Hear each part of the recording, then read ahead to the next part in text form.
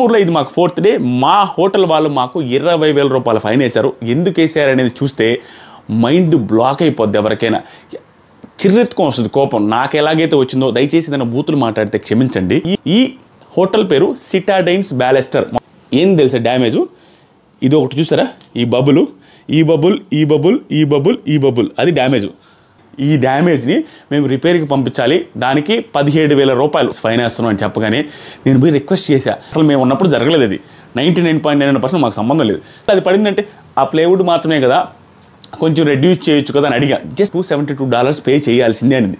నేను షాక్ అయిపోయా. సింగపూర్ వచ్చేటప్పుడు చాలా జాగ్రత్తగా ఉండండి. ఒకవేళ కానీ మీరు కిడ్తో వస్తే ఇంకా జాగ్రత్తగా ఉండండి.